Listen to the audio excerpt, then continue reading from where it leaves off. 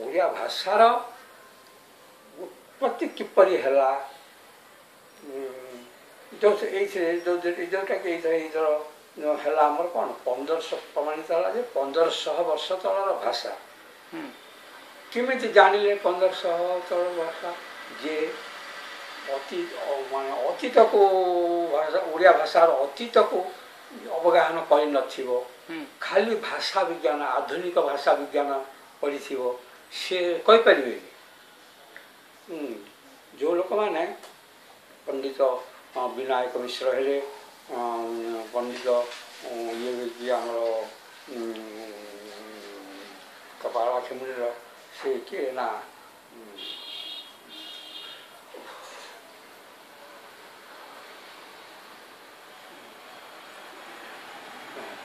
पंडित नीलकंठ मिश्र दास गोपीनाथ नंद पंडित गोपीनाथ नंद ये माने सब आउे माउजन हेले प्रहराज गोपाल प्रहराज से जो से कलेक्शन कले मयूरभंज अंचल लोक भारी विख्यात ये माने सब तार प्राचीनता को प्रमाणित करने काम कर। अच्छा या ऊपर किसी प्रकाशन होईची मोर हाँ मोर 3 खंड बही प्रकाशन होईची किए करिसेंदी से ताको से बहुत आउट ऑफ प्रिंट ताको बोधे करथिले फ्रेंच प्रोड्यूसर्स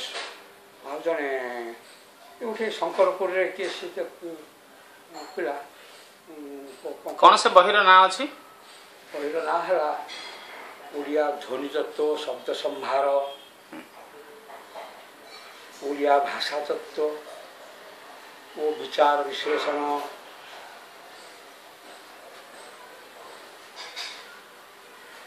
मौलिक ओडिया भाषा तत्व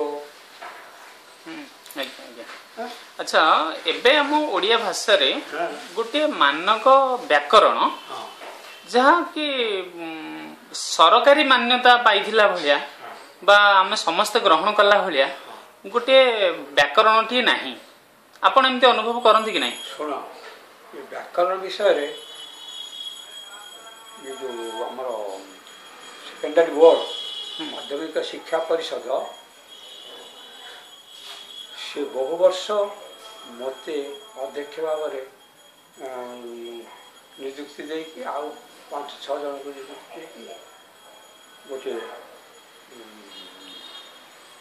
व्याकरण प्रस्तुत कर दायित्व से बहीटा वर्तमान सुधा भी चलुची एवं ताको ही अनुसरण कर समस्ते किंतु मोर खाली बेसी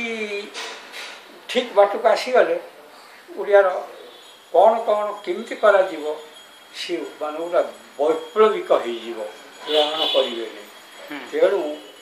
संस्कृत केमिति प्रभाव थिला से संस्कृत और ओडिया उभयर कथा को नहीं कि से व्याकरण करा मु बाध्य है। अच्छा हाँ आमे हमर भाषा जननी हिसाब रे संस्कृत को तो आमे आधार करबा जेहेतु सेही गोष्ठी आम भाषा ताकू ग्रहण करा जाई पारे किंतु ताकू ग्रहण कले मध्य जेहेतु आम भाषा मध्य शास्त्रीय एवं आमे ताकू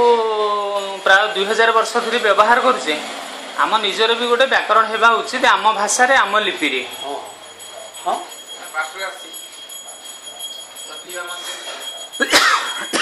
ये